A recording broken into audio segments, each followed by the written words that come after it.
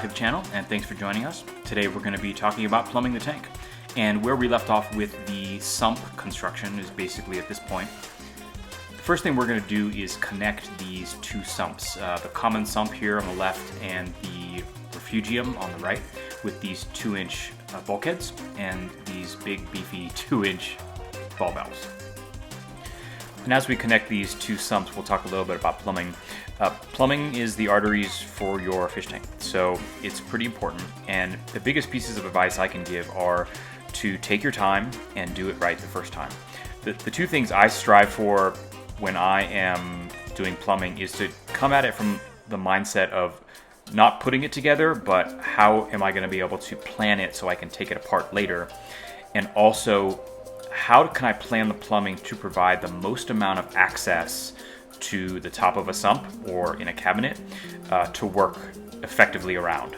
You'll definitely have to take things apart at least once or twice to do maintenance or to switch things around. You're always going to change something or add additional equipment. So come at it from that mindset of access and how to take it apart. I'll be honest with you guys, I have never bought into the trend of the last, say, 5 years of people advocating for using the Schedule 80 PVC because it's more professional or it's stronger or better in some way. If you like the gray color of the Schedule 80, go for it. If you want to use, contrasting colored pipe and different colored fittings to really trick things out, go for it. Kind of make it your own. I'm going to be using the regular Schedule 40 PVC, which is rated to 450 to 600 psi, and we maybe get 10 to 15 psi in our tanks, I'm guessing. So there's no real strength consideration of the Schedule 40 over the Schedule 80. The Schedule 80 actually has thicker walls, so you're going to restrict your flow by about 10 to 15%, which I don't even think is that relevant either, but that is perhaps one consideration. The main consideration is that Schedule 80 costs 2 to 3 times more than the Schedule 40. So again, I'm just going to be using the regular Schedule 40 pipe. You can also do a soft plumbing setup, which uses braided tubing or vinyl tubing. I find that that's even more complex of trying to go from barb fittings to tubing and trying to integrate really good valves in a soft tubing setup. So I avoid that. Everything will be hard plumbed. What I will be using is some short sections of flexible PVC tubing, and that's because it makes kind of getting into some odd angles a little bit easier with some connections. And I also employ it because I'm in an earthquake zone. I use it for isolation, so I will use it between the tank and the wall or the wall and the sump. So when there is an earthquake and there's a little bit of shaking, it just gives you a little bit of flex to hopefully avoid anything actually breaking. Some other advice would be to definitely chamfer, sand, or deburr the edges of your pipe before gluing them together. Definitely use the cleaner and the primer. It's a system, it's supposed to be used together. For the love of God, don't use the purple primer. There's clear primer out there. The purple primer is actually just for building inspectors to see that the plumber has actually used it. So use the clear primer or cleaner. It looks much better. Now you'll notice there's no predetermined locations on the sumps for bulkheads for plumbing to enter and exit them.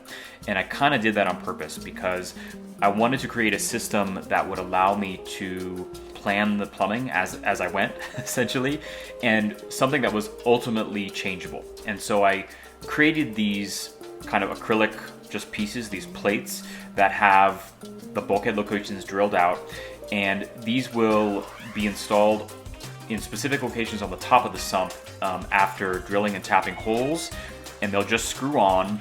And if I need to change things, I can just remove the plate, use it as a template for the next plate, re-drill bulkheads, and change things if I need to.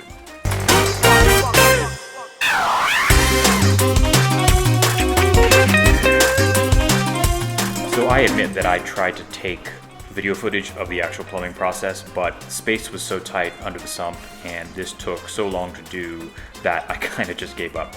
So we'll just do a walkthrough kind of following the water, and we'll start with this overflow right here. For various reasons, I did want to take out these two studs. It's a load-bearing wall. We actually removed another wall, put in a steel beam, and tied it into this wall. So What that meant is that I had to build this overflow to fit between these studs, which is 14 inches, because the Synergy Reef overflow box is 16 inches. I could still use it on the inside of the tank, but I had to remake it for the outside of the tank. So just another little acrylic project.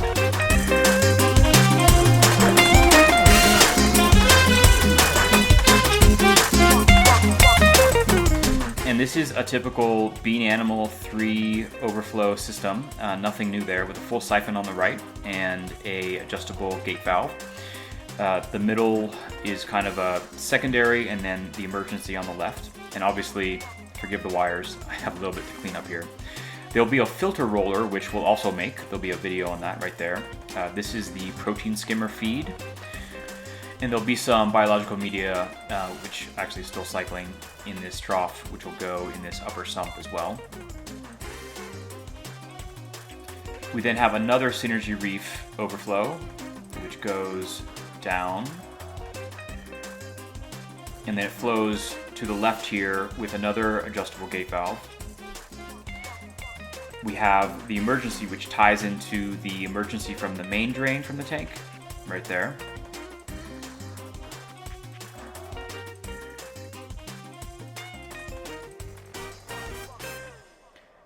And we needed another adjustable gate valve here because it's another overflow, so we kind of have to balance the system a little bit.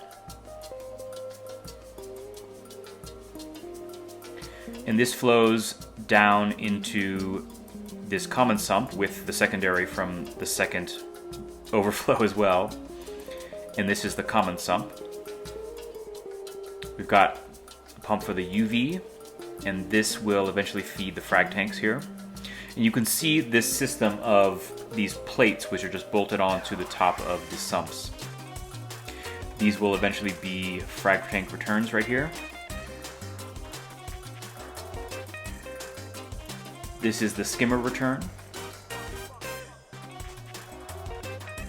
And this is an inlet from my mixing station, which makes water changes really, really easy. I can just drain down these two bottom sumps and crack a valve, and water comes right in.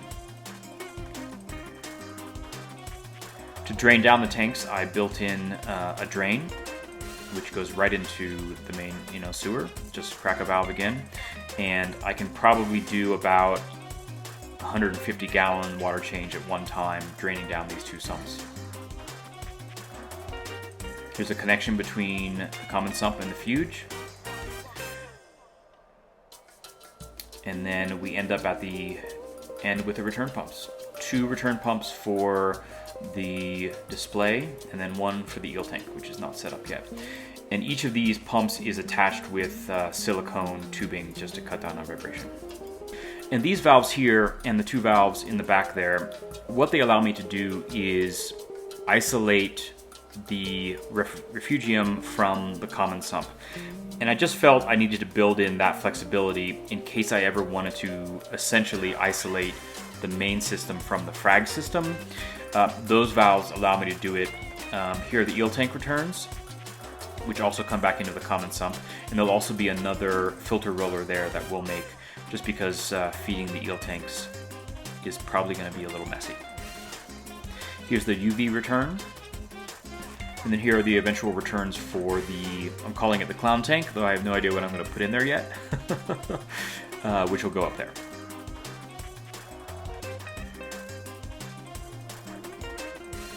And you'll see I'm using unions just about everywhere, which is pretty important. The returns then go back up and over the top of the lighting rack to the other end of the tank, and terminate in the corners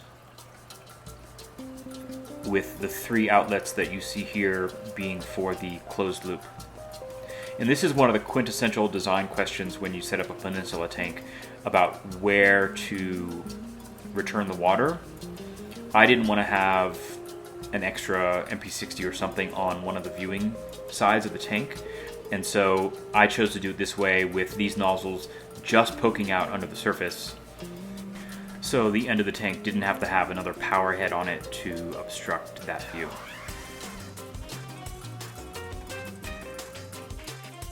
here's the closed loop pump, which is a Vectra L2, and I got this pump because it's a great pump, obviously, but it also comes with some closed loop programming right out of the box, so that makes things easier.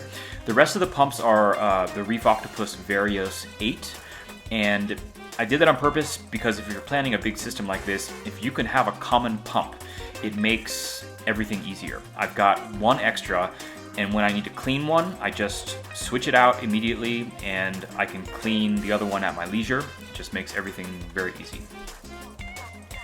I'll be using the Neptune Systems ATK, and you can see here the magnet is not really strong enough for this 3/8 inch acrylic.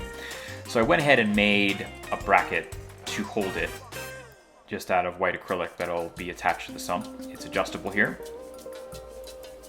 And in general, I don't like relying on magnets for ATOs anyway because they can get bumped and just a bracket is much easier. It'll attach onto the ATO, by this top white screw that was already there, which is pretty convenient. And then it'll just sit on the sump through another hole that I drilled and tapped. And I'm really loving this lip on these sumps, which just allows me to customize anything, drill and tap holes and attach things. It really allows me to set things up exactly the way I want. I also made these little cord wranglers, which just fold in and out, and I can tighten them down, keep them in place, try to keep some cords from getting too crazy. And I also added float valves to the sumps just in case, because you never know. I also added one to the overflow. That was probably the most important one.